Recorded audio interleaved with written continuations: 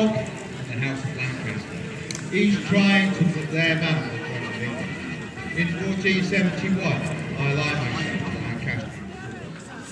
Tomorrow, I lead an army south to London, and there we intend to take the Yorkist King Edward from the throne of England and replace him with King Henry. We intend to attack the capital. For this, we will need cannon, we will need siege machines, but most of all, I will need that. Ladies and gentlemen, one of the biggest and most powerful siege engines in the world. The Warwick Castle Trebuchet! Yes, at 18 metres tall and 22 tons, it is indeed the world's biggest and most powerful siege engine. And from 1471, the very latest in design. Look, wheels inside the machine. What are they for? I will tell you. Traditionally, you load a trebuchet by pulling down the throwing arm and lifting the counterweight using beasts of burden, horses and oxen.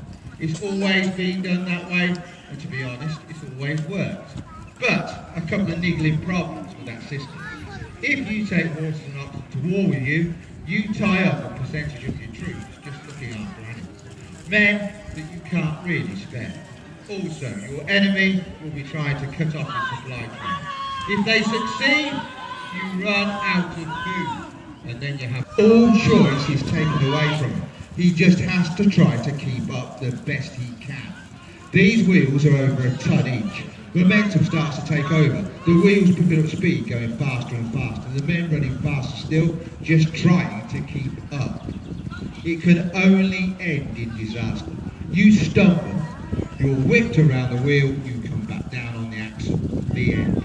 That is why it's so important to have that man there with that simple brake.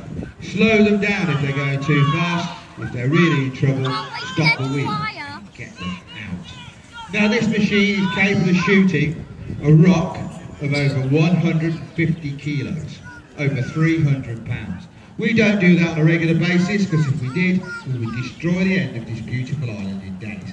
And anyway, rocks out of trebuchets. Why shoot light? So within the rock is a ring, a chain to the ring, a rope to the chain, hook it onto the end of the arm, and launch the entire thing.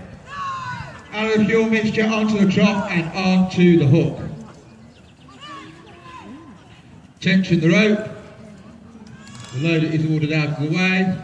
The trebuchet master starts the checks that all is good and all is well. Is she happy with the trebuchet?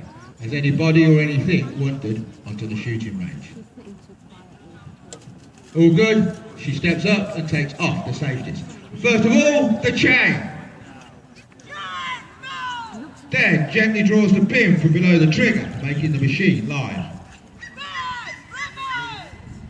Steps down, takes the rope which leads to the trigger, and orders the lighting of the projectile, which is add fire.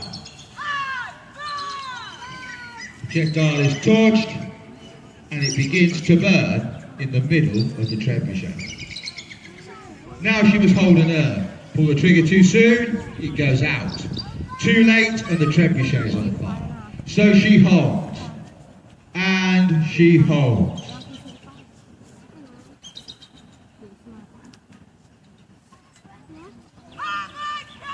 We launch.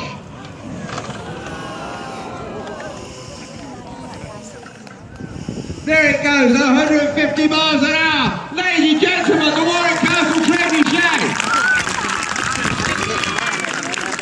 Now that is not achieved without an awful lot of hard work. So ladies and gentlemen, I want you to